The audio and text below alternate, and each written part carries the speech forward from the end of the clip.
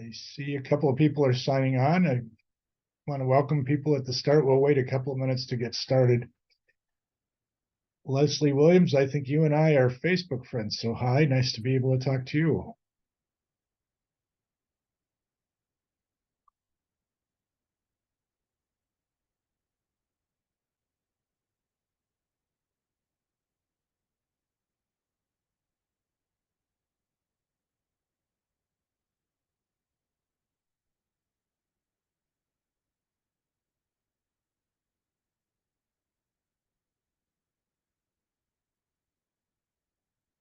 Those of you who are online, are you able to hear me? Someone either respond in the chat or respond audibly.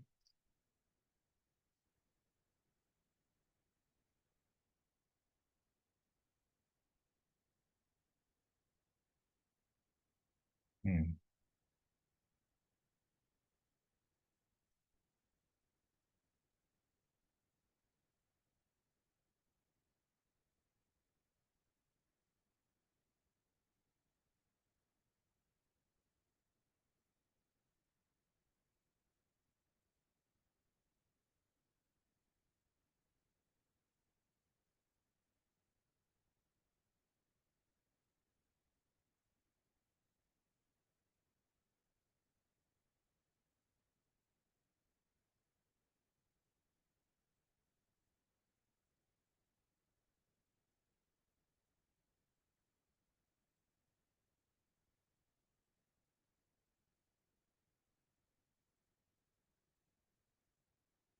Again, can somebody respond either in the chat room or audibly if you can hear me? I'm concerned that the audio is not working.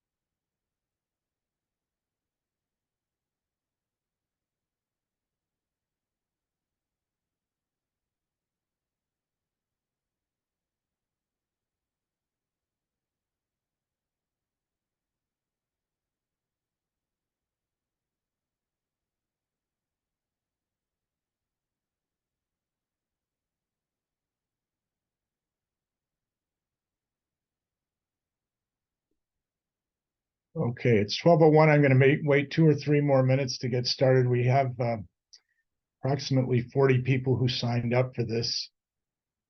We do not have an ASL interpreter, but there is a closed captioning option, which is supposed to be on. So hopefully that will be happening simultaneously, and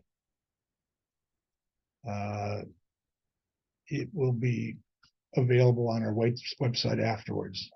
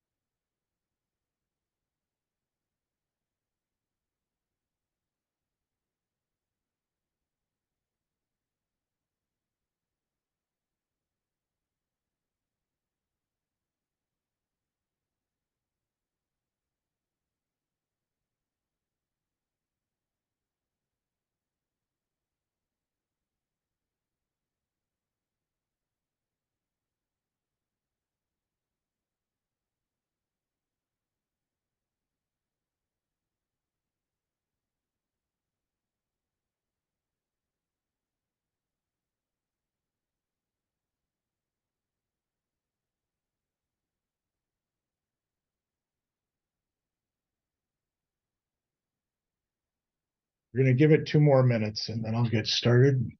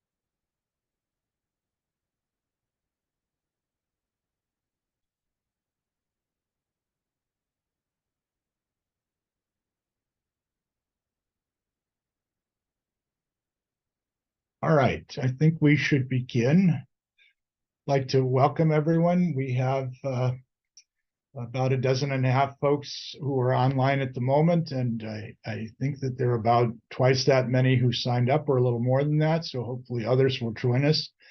This webinar will be on our website, both in terms of the PowerPoint and the audio. Within the next several days, we try to post all of our webinars there, and you will be able to find actually several dozen other webinars on topics of interest relating to special education in 504.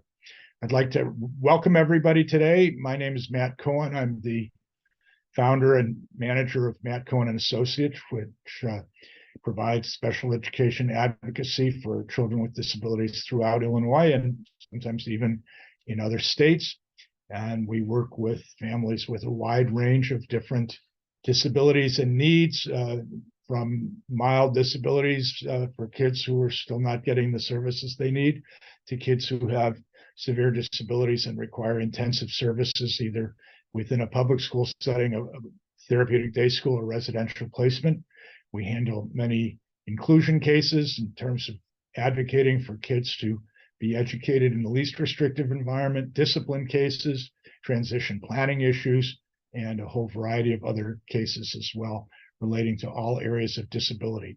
One of the key things that happens both sometimes at the front end of considering the need for services for kids with disabilities, and at the back end when kids have been getting services and there may be either less need for it or a dispute about whether they need it, is trying to understand what the rights are of kids with disabilities under the Individuals with Disabilities Education Act as compared to Section 504 of the Rehabilitation Act. So this seminar is intended to provide an overview of some of the key provisions of the two different laws, as well as to provide a to some degree a comparison of the pros and cons of those laws and the circumstances under which it might be desirable to use one versus the other.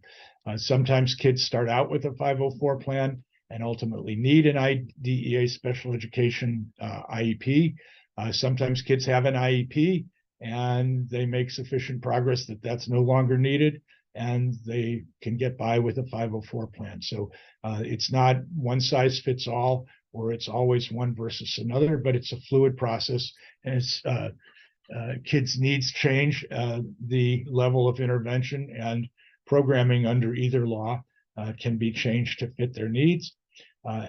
It's sometimes the case that there are disagreements between parents and schools as to what a child needs. And so we'll be talking about that as well. And those disagreements can come in terms of both school perceiving that the child has severe needs that the parent disagrees with, or vice versa, that the school doesn't feel that the child has a problem and either is offering a less meaningful form of intervention or is refusing to provide any services at all. And so many different areas of protection and at the same time, many areas of dispute. So the initial thing to understand is that the IDEA is a federal law which provides that states that accept money from the federal government to help support special education have to provide special education services that follow the requirements of the federal law. It is now the case that all public school districts in the United States, including all school districts in Illinois, accept federal funding, and so all states and school districts are governed by the Individuals with Disabilities Education Act, or the IDEA. And the requirements for what is supposed to be done for kids with disabilities under the IDEA is very detailed.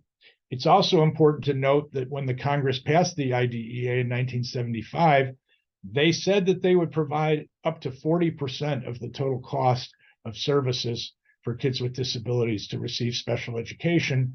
And that was a financial inducement for states to agree to participate in the requirements of the IDEA by taking federal money. In fact, the federal government has never provided 40%. In fact, funding has never even reached 20% of the total cost of the IDEA. And that's relevant because there are almost always problems with respect to funding where school districts assert, sometimes legitimately and sometimes not, but assert that they don't have enough money to pay for all of the services that are required by IDEA. So it's not that this is an unfunded mandate, but it is an underfunded mandate. And at times, at least, the schools are put in a financial squeeze where they're being asked to do things that they don't have adequate funding for, but nonetheless, the requirements of IDEA say that they must provide those services. By contrast, Section 504 is a civil rights statute, and it doesn't provide any money to school districts to fund the services that it provides. It says that school districts that receive federal funding are barred from providing any service that discriminates on the basis of disability in what the public school is providing. So it's a prohibition against disability discrimination, but it doesn't contain a funding mechanism that says, here's what the programs have to be, and every school has to offer these programs. Importantly, Section 504 prohibits discrimination, and in the process of prohibiting discrimination, the federal government has issued regulations that say that in order to prohibit discrimination or not be discriminatory, schools are required to identify kids with disabilities, and where the disabilities are impacting their educational performance, they're required to develop what are called Section 504 plans that provide reasonable accommodations and supports to help to ameliorate the effect of the disability.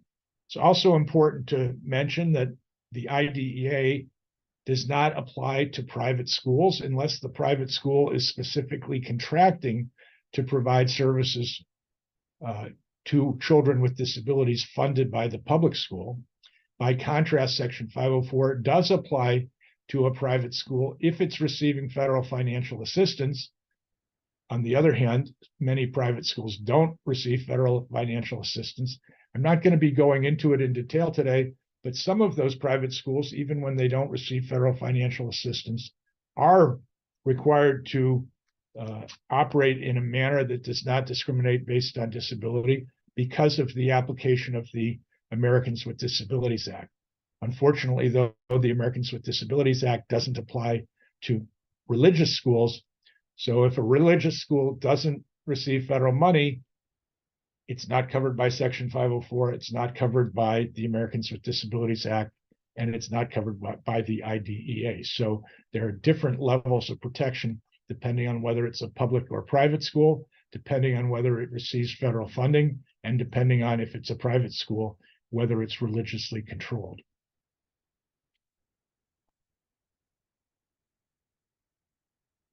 In order to qualify for these laws, there are specific procedures under each law, and they're different. So I want to briefly explain what those procedures are and how they work. Under the IDEA, to qualify for an IEP, there are 13 categories of disability, and you have to be identified and meet the criteria for each of those, for one of those 13 categories at least, in order to be regarded as eligible for special education. Those criteria include things like having a learning disability, having an emotional disorder, having a health impairment or an intellectual disability, deafness or blindness, physical impairment, and motor impairments, and so on. By contrast, in order to qualify for a 504 plan, all that's needed is the student have a disability which has been documented, which results in some substantial limitation on a major life activity. In order to qualify for an IEP, the child has to need special education services. By contrast, in order to qualify for a 504 plan, it's enough that the child needs either what are called reasonable accommodations or related services such as occupational therapy, physical therapy, or speech services. Section 504 does not require that a child needs special education in order to qualify, but only needs those accommodations or related services. Back to the requirement for an IEP, sometimes schools say that you can only qualify for an IEP if your child is placed in a special education classroom. That's not correct. A special education service is sufficient for a child to qualify for an IEP rather than placement in a special ed classroom. And indeed, in order to receive appropriate services, the IEP is supposed to follow the child rather than the child having to leave the regular classroom in order to receive special education. However, many families want an IEP because they perceive that an IEP provides more services and stronger protections, but their child doesn't really need special education instruction. And if that's the case, they're not going to be able to qualify for an IEP. So there has to be some component of the instruction that needs to be provided by a special education teacher in order for the child to qualify for an IEP. That could include a period a day in a resource room or special ed study hall. It could include a period a day in a special ed homeroom with the teacher. It could include the special ed teacher going into the regular ed class to support the student for some part of the day, but there has to be some involvement by a special ed teacher in order to qualify. Much easier to qualify for a 504 plan than an IEP. And in fact, if you were to imagine that all of the kids who have an IEP, by definition, would qualify for a 504 plan, but not all of the kids who require a 504 plan would qualify for an IEP because it's enough to qualify for a 504 plan that you need accommodations or services without needing instruction. But as I'm trying to highlight, in order to qualify for an IEP, there has to be a need for some instructional component provided by a special education teacher.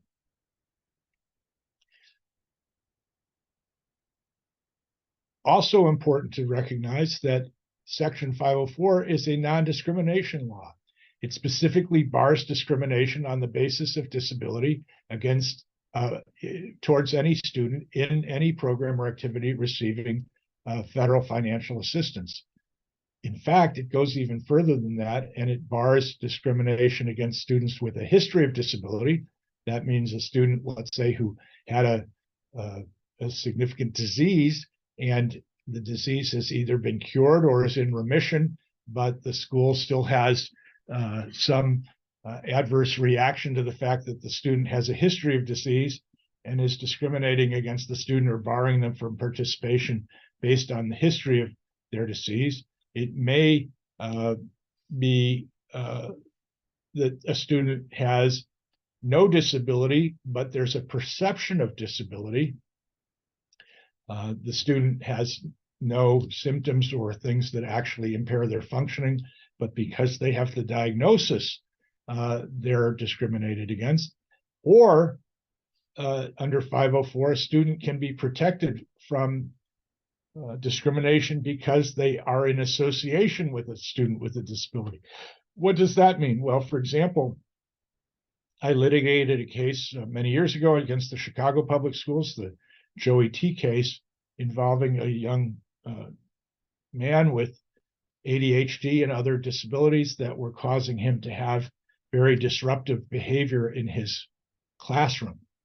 And his sister also attended the school. She did not have a disability, so on her own, there was no basis for her to be protected by the disability laws.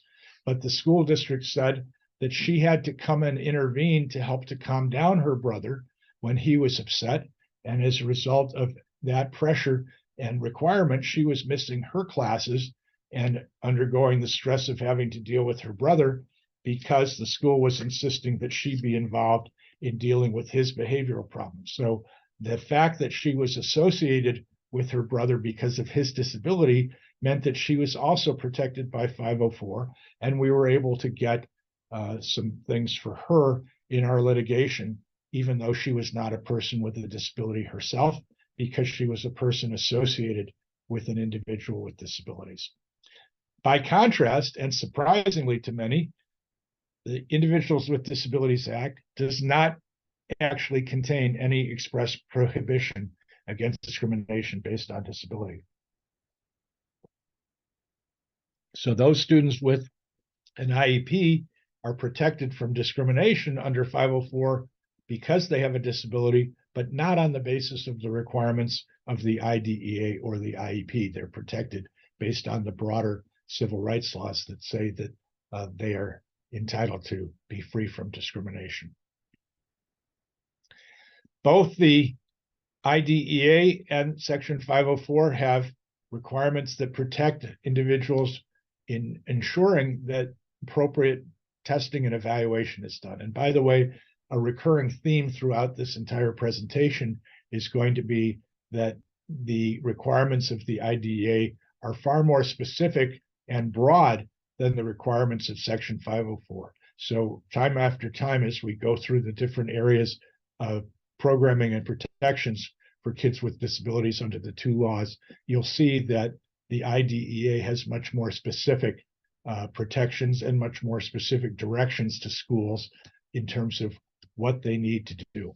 So the IDEA requires a multidisciplinary evaluation that looks holistically at the child to determine if they're eligible for special education. And that evaluation has to be done at the outset before a child is determined to be eligible for special education. And there's a requirement for reevaluation that provides once a child is eligible for special education, they have to be reevaluated at least every 3 years, if not more often, using the same very detailed procedures that are required for the initial evaluation. The IEP team, the IEP process, and the evaluation process under IDEA require that the testing be non-discriminatory and in the child's primary language, which, by the way, includes not only languages from other countries, but also requires that children who use sign language or some alternative form of communication be evaluated in their primary language as well. The school district is required to consider the findings of outside evaluators, though they're not bound by them. And under some circumstances, under the IDEA, schools are even required to pay for independent evaluations that are selected either in agreement with the school or by the parents on their own. That's a whole discussion in its own right, but important to know that there are mechanisms by which schools either can agree to or be required to pay for private evaluations for a student.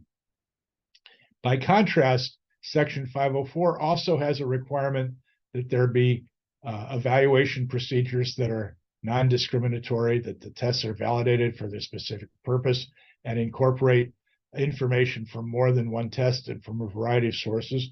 But there isn't nearly the same detail in relation to how the testing process works, all of the different areas of testing that are required to be evaluated. Under IDEA, the child has to be observed. There have to be interviews with the child and the parent. There has to be an assessment of the learning environment and testing in all relevant areas. Section 504 doesn't have that type of detail. So if there are concerns about the testing or evaluation procedure, it's going to be harder to complain about those things under 504 because the rules are less specific. IDEA has specific timing requirements that say, as I mentioned, that you have to evaluate before the start of eligibility. And there are also requirements that once a referral has been made for special education evaluation and consent has been given, there are timing requirements for how quickly the testing has to be done. And then there are requirements that the child has to be reevaluated at least every 3 years or more often at either the request of the school staff or the request of the parent.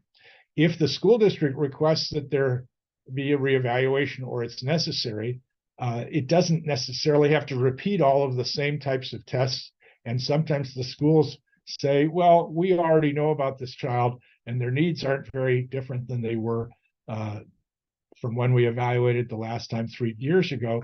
And if the parent agrees with that, then they don't have to repeat all of the testing.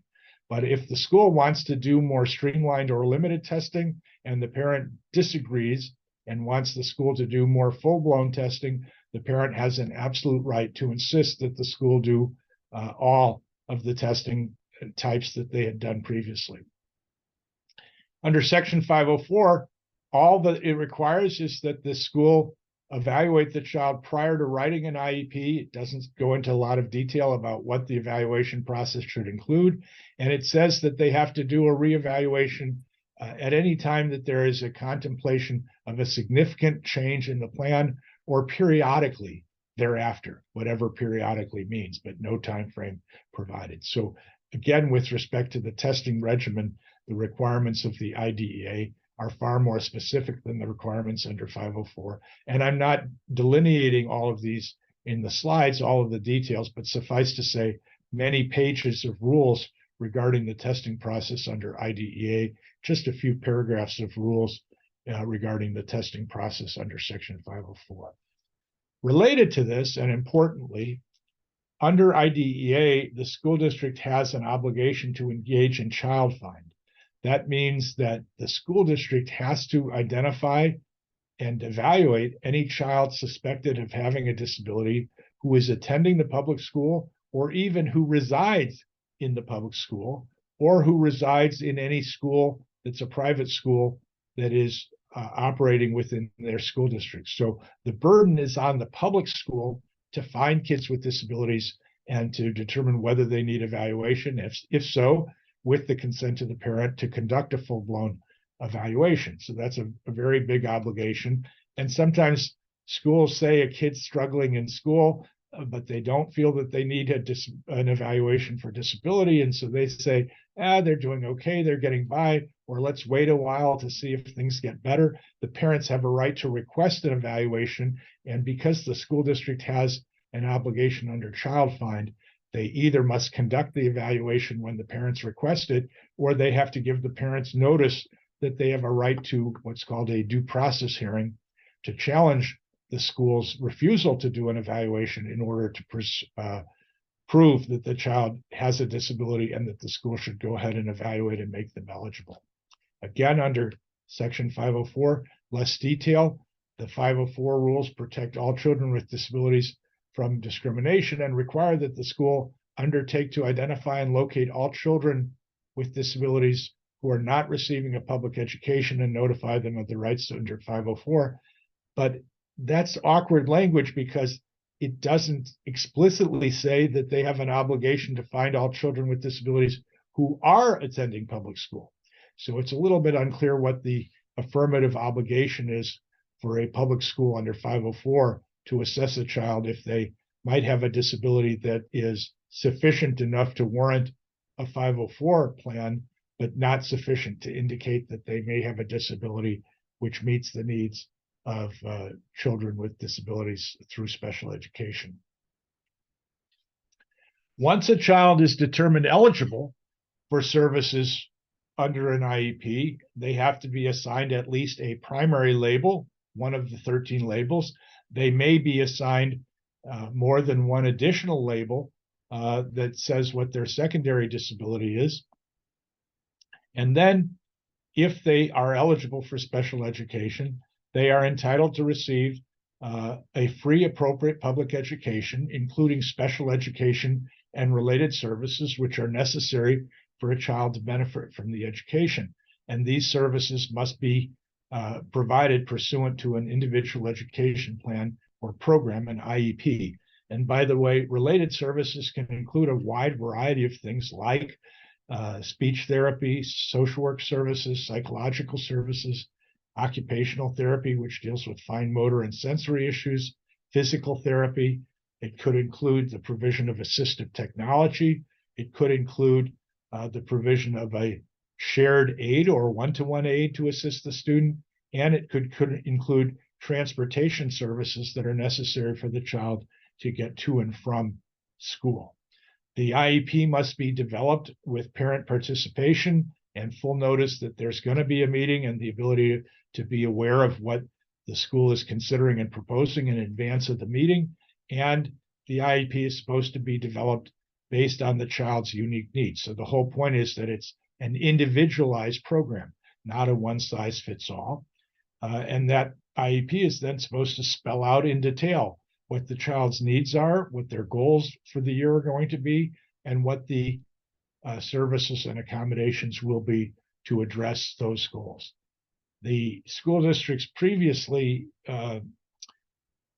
operated with a definition of what an appropriate education means, in which they felt that as long as the child was receiving some benefit from their education or making some progress, it was felt that they were discharging their responsibilities and they didn't have to do more. Oftentimes that meant that the schools were providing a very low level of service. Everyone agreed that the law did not require them to provide the optimal or best level of service. They could, but they weren't required to. But the schools often provided, unfortunately, a very minimal or low level of service. And so a couple of years ago, in the Andrew F. versus Douglas County Schools case, the U.S. Supreme Court redefined what the phrase free appropriate public education meant. And they said that the schools were now obligated to develop an ambitious program designed to meet challenging goals based on the child's individual circumstances. Unfortunately, those terms are still quite ambiguous and subject to interpretation and debate. And indeed, there continue to be fights between the parents and schools frequently about what those terms mean. But suffice to say, at least that the use of the terms ambitious program and challenging goals suggests that the program ought to be something that is pushing the child to achieve at the higher level of their potential rather than at a minimum level. So we've moved from a position where everyone understood that the best wasn't required, but the schools often took the position that as long as something minimal was happening, that was sufficient, to now the understanding based on the new Supreme Court interpretation is that the law requires that schools provide something in the middle, enough services to address challenging goals. And from my standpoint, I would call that meaningful progress rather than just minimal or symbolic progress. One way to think about that is that the goals have to be sufficient to allow the child to make steady progress towards the ultimate goal of the special ed system, which is for the child to be as independent as possible when they graduate from school and reach adulthood. So the goal is always to provide skills that will allow the child to be as independent as possible. By contrast, under Section 504, there's a requirement. They use the same wording for a free appropriate public education, but a very different analysis for how that's understood. And the requirement is that the programming for a child under Section 504 be designed to meet the child's needs as adequately as the needs of students without disabilities are met.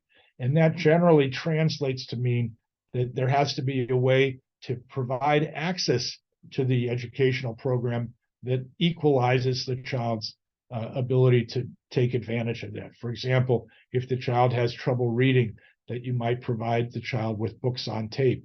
If the child has trouble writing, that you might provide them with a computer or a scribe so that their writing can be handled and they're able to communicate in writing without their disability interfering. It might require that there be extra time on tests so that they can, or extra time to do their work for that matter, so that they can address the fact that they're move at a slower pace than other students, but that they have adequate opportunity to both learn and demonstrate what they've learned within the school context. So the right to a free, appropriate public education under both laws, but a much more specific, still vague, but much more specific right to services based on an appropriate education under IDEA as compared to under Section 504. So under IDEA, there are many detailed requirements for what the educational program is supposed to look like and what the IEP is supposed to contain. There is a requirement to identify all of the child's needs that result from their disability, and even that are needs that are related to, even though they're not a direct result of the disability. For example, a child might have a reading disability, but have some problems with self-esteem or depression because of their reading disability. So they don't have a level of depression that by itself warrants identifying that as a disability in its own right, but because it's a problem that arises from their identified disability, then the school would be expected to provide interventions to support that as well. Schools required to develop annual goals with benchmarks or objectives that help to measure the child's progress towards the goals, a measurement procedure to track the child's progress, and data gathering, which is supposed to be shared with the parents so that they know how the child is doing. The plan is supposed to be reviewed at least annually, and there's also a mechanism by which either the school or the parent can request more frequent meetings if there are concerns about it. There are timelines for the implementation of the IEP. It's supposed to be in place at the start of the school year, and if there are changes being made, those have to be in place by the start of the next academic semester. There are procedures that dictate who comes to the meeting, and that, by the way, assure that the parents have the right to participate in the meeting, including the right to participate electronically by phone or video if they're not able to physically participate.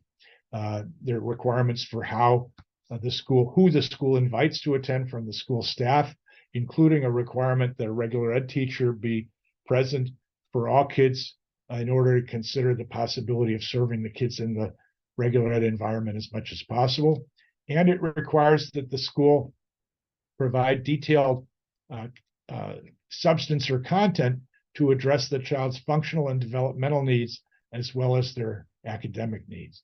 It also requires that the IEP spell out the starting date, duration, and location of services, and specify peer-reviewed or research-based methodologies that are needed for the child to make educational progress. So very long list of requirements that the school has to provide in building the IEP to address the child's need. At the same time, important to recognize, many parents assume that if the child didn't meet their goal at the end of the year, that means that the school has in some way violated the child's rights because they didn't meet their goal. That's actually not what the IEP requires. The IEP isn't intended to be a contract in which the school guarantees that the child meets their goal, but rather that the goal is a reasonable guess of what the child can meet. And if the child doesn't meet the goal, it may mean that the guess of what the child could meet was inaccurate and there needs to be some adjustment. It may mean that there was a problem with either the intensity of services that the school was providing or the strategies or methodologies that the school was providing. And so the failure to meet the goal shouldn't be ignored or minimized, but rather should produce a review to decide what needs to be done to assure that the child can meet the goal and is making adequate or appropriate progress. So the goals are not intended to be a guaranteed outcome, but they're very important in triggering a mechanism to ensure that there's monitoring going on and adjustments in the program to make sure that they're making progress as they go along. By contrast, a 504 plan can include, but does not have to include, special education by a special ed teacher. And many schools assume that you can't use a special ed teacher for kids with a 504 plan. That's actually not accurate, but generally speaking, if there's a decision that they need special ed instruction, then they shift them over to an IEP. So that doesn't happen or come up very often. You can get accommodations under a 504 plan, and that's the way that it's typically used. Accommodations including things like untimed tests or a quiet room or a special plan to address medical needs that the child has due to diabetes or asthma or allergies or some other medical condition. It could involve the child having access to extra time, to reduced workload, to some different format for presentation of material or access to assistive technology. The range of accommodations is very wide. It's important to recognize, though, that accommodations are things that are provided to assist the student in being able to participate in or access their education. They're not things that particularly teach the student. So kids can get accommodations under an IEP, but the goal is ultimately that they learn what they need to do in order to be able to do the task without support. Under a 504 plan, the accommodations are provided in effect as an aid to the student, but they don't really provide for instruction to remediate the underlying disability. Contrary to to popular belief, 504 is not limited to regular ed instruction, as I mentioned, but that is how it's typically provided. Generally speaking, the rules for 504 plans and meetings are far less detailed than those for an IEP, and so oftentimes they deliver a fairly superficial level of services. Importantly, for those families who have a kid with a 504 plan, the fact that the 504 plan was written with limited content doesn't mean that the parent can't request more accommodation, more support, more minutes of related services, more support through an aid, additional accommodations that were not initially provided or what have you. And so don't assume that just because it's a streamlined plan and the IEP has much more detailed provisions that there isn't room for advocating for a more robust 504 plan or even getting into a legal fight about the need for a more robust 504 plan. The IDEA and Section 504 both contain requirements that kids be educated in the least restrictive environment.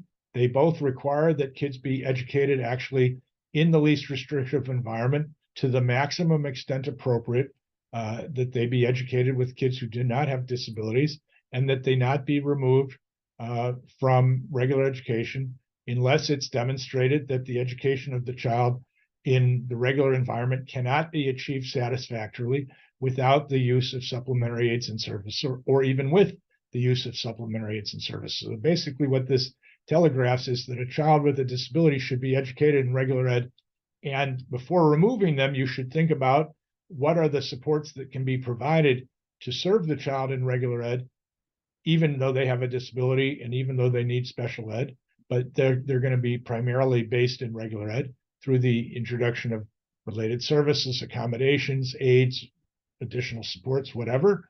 But as they're identified as needing more intensive support, that the removal also occurs only to the extent that's necessary for the child to be adequately served and not excessively. So even a child, for example, who's in a special ed classroom, there ought to be plans for the child to be what's called mainstreaming or integrated into the regular education classroom for part of the day as much as possible.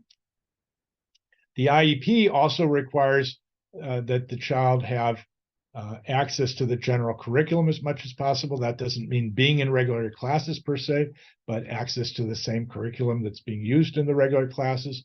And there are a whole variety of considerations that go into supporting the child in the regular classroom that require careful consideration before removal and mainstreaming and return back to the regular classroom as soon as possible if the issues that required removal have been resolved. By contrast, again, Section 504 also requires that kids be served in the least restrictive environment, but far less detail in terms of what that process of consideration should be, and less detail in terms of what the supports need to be in place in order to serve a child effectively within either the regular education environment or a less restrictive setting. Some kids with disabilities have disabilities that impact their ability to physically get into school or navigate within school or to participate in some of the activities in the school. Importantly, IDEA has no physical accessibility requirements. There is a requirement for modification, things like specialized books, hearing audio books as opposed to written books, or a scribe or a computer as opposed to manual handwriting, but there's no requirement that the physical environment be modified under the IDEA. By contrast, under Section 504, Section 504 does require access to all programs and services in order to ensure the child can participate as much as possible and fully, in fact. If it's a new building, they have to actually construct the new building in order to ensure that it's physically accessible. If it's an old building, they may be required to retrofit, which means to go back and modify the building if that can be done in a way that's economically reasonable, or if the school is intending to be doing renovations anyway. Where physical access is not possible, then the school is required to provide what's called programmatic access. So let's say that there's a science lab on the second floor of a school and there's no elevator. The child is in a wheelchair. They can't get up to the science lab. They would be required to provide science with some lab types of opportunities in a classroom on the first floor where the child was able to have access. So there are often fights about what programmatic comparability means, but in any event, the school has to at least make some effort to provide programmatic accessibility if they're not able to provide actual full physical accessibility.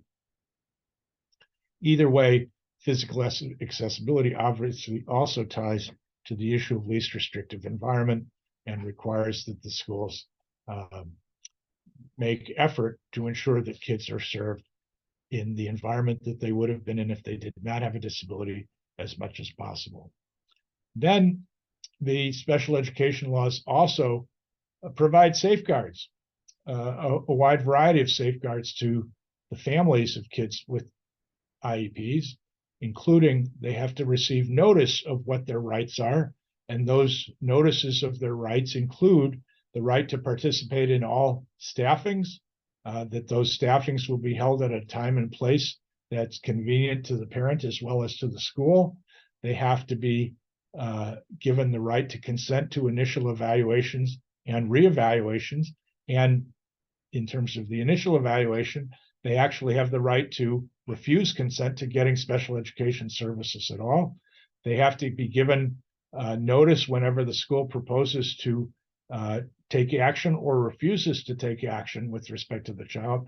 They're going to give them an IEP. They're going to take away the IEP. They're going to change their placement. They're going to change their label. They're going to change the types of services they're providing. They're supposed to receive notice of all of that. And they're supposed to receive the right, and they're provided the right, if they disagree with the school district and what it's doing, including they disagree with whether the school is providing a free, appropriate public education, they're supposed to provide a access to what's called an impartial due process hearing. And if they request an impartial due process hearing, the state actually provides a hearing officer and a hearing procedure, and the parent has the right to challenge the school's decisions and to seek to overturn them. By contrast, under 504, the school district has the right to, has to provide notice to the parent of actions that they take regarding the identification, evaluation, or placement of children with disabilities, but the notice and the types of actions that are covered, all of that is explained in general terms rather than in specific terms. And so typically the notices that are provided under Section 504 are far less detailed than the notices that are provided under special ed.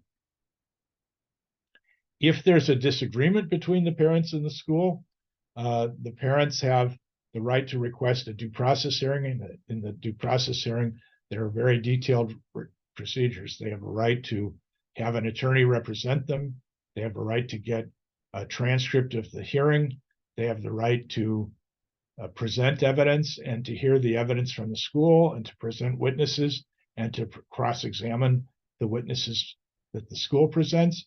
And then they have the right to a written decision issued by the hearing officer, who's supposed to be neutral. And in Illinois, they are appointed by the Illinois State Board of Education, and they can't have a prior history of employment by or living in the district that the student attends. They have to be outside of the district and free of relationship with the district.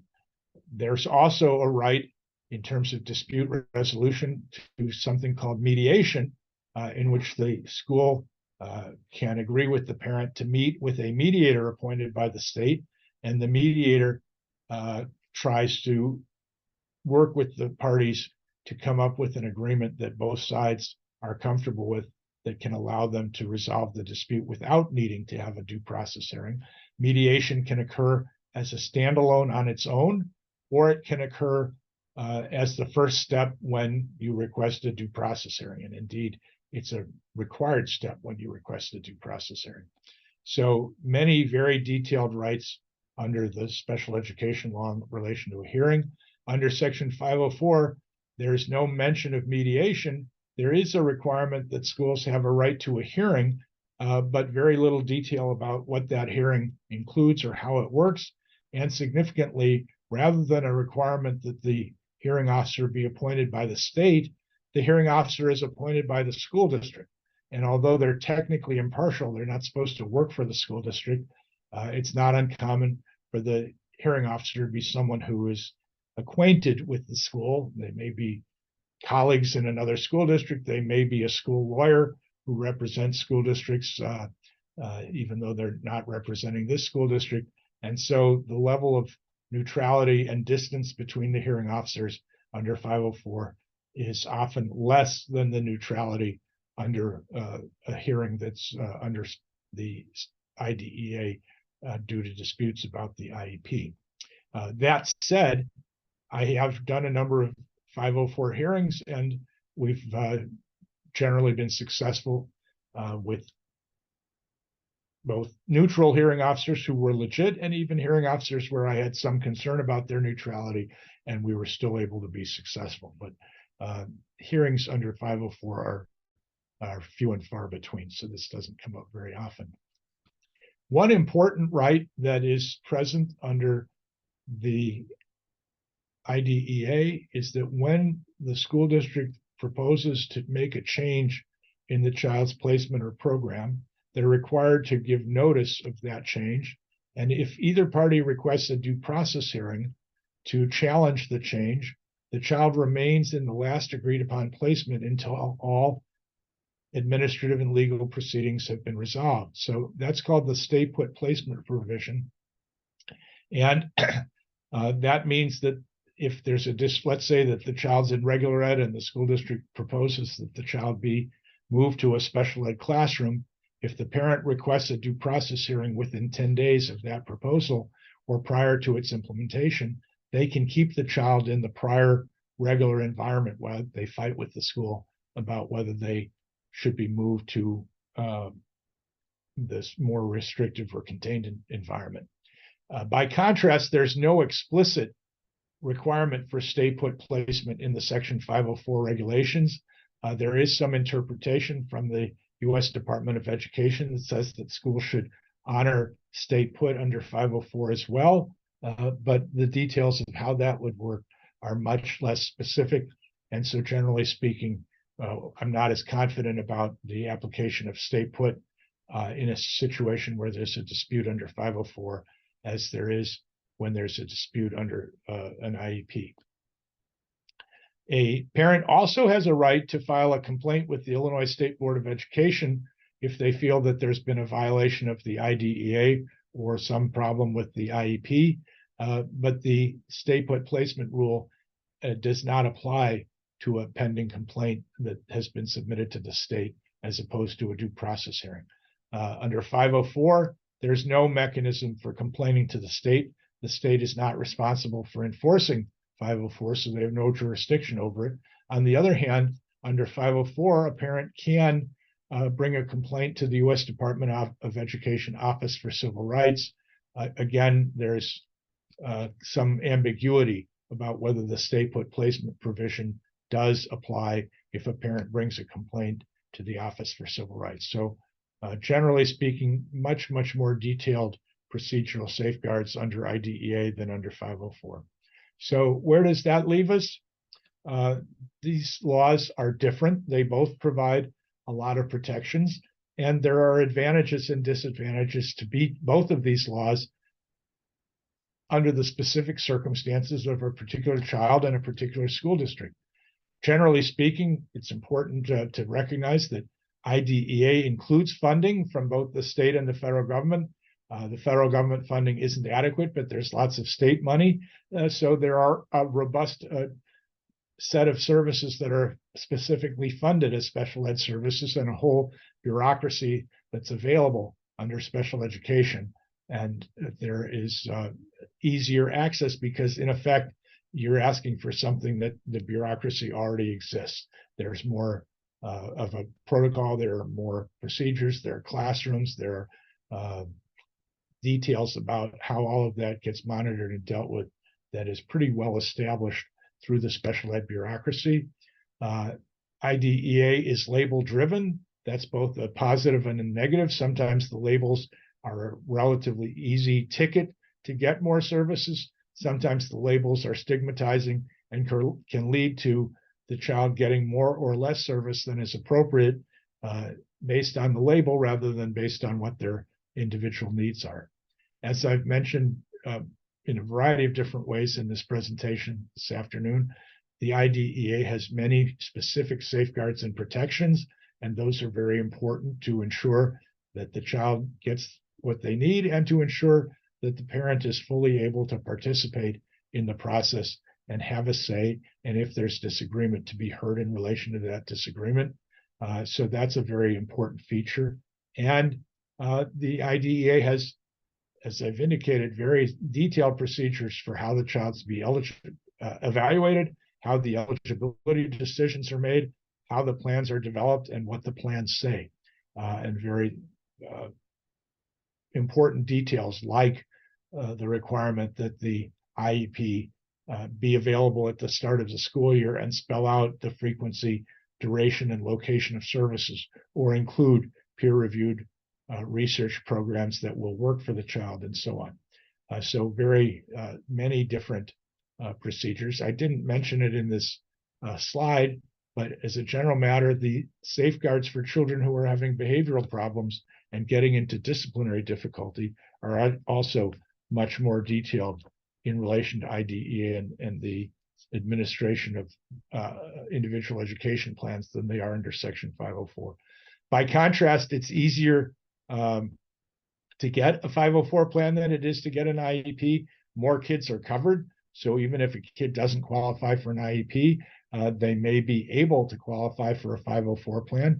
And for many kids, the things that they get in terms of accommodations and services under a 504 plan are all that they need and are sufficient for the child to be able to function well and prosper and thrive at school. The 504 plan is not label driven, and so it's less stigmatizing. You qualify for a 504 plan based on any physical or mental disability, so there's no automatic labeling process that says, oh, you're a kid with a learning disability, or you're a kid with an emotional disorder, or whatever. All you are is a kid with a disability, and then the 504 plan is written to address the specific disability without getting into all of the manifestations of assumptions about what the label means and so on.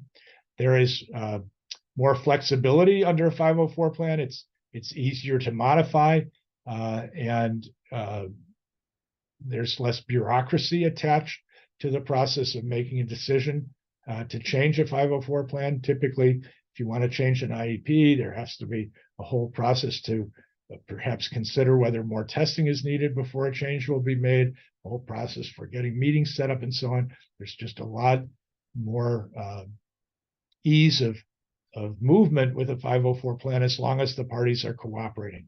So that's an important feature because the protections and safeguards under 504 are not as stringent as under IDEA. If the school is cooperating, then it's much more flexible, and that's an advantage. But if the school is not cooperating, then there's less accountability, and it's harder to force the school to do what the parent wants. It's also the case, as a general matter, 504 plans are not taken as seriously, and the kids who have 504 plans are perceived to have less significant delays or less serious disabilities. And so 504 plans are just not perceived as having as much clout as IEPs are perceived to have.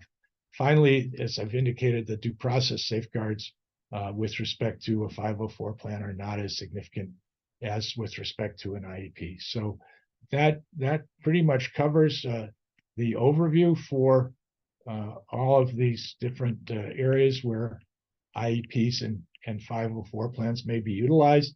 As I indicated, there's some circumstances where it makes more sense to have an IEP. There are others where a 504 plan is either adequate or may even be preferable to an IEP. And so the family and the school have to use collective judgment to decide which of those makes sense under the given circumstances. And sometimes that works well and everybody's in agreement. Sometimes there's disagreement between the parents and the school, and you may end up having either a fight under a 504 plan and using the 504 procedures, or you may have a fight under the IEP using the IDEA due process procedures. All right, I'm going to open it up for just a second for if anyone has a question that they want to put into the chat or the Q&A. I'm happy to respond to those. So I'm not seeing any questions yet under either the chat or the Q&A, but if there's something that you want to raise in the Q&A, please go ahead and do so.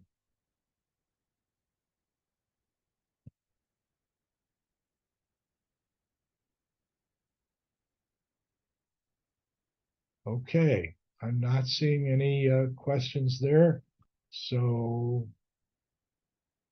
I thank everybody for your participation. And if you have other questions in the future, as I indicated, this will be posted on our website. You can also email me at matt@mattcohenassociates.com with the N spelled out, matt@mattcohenassociates.com, and I'll be happy to respond.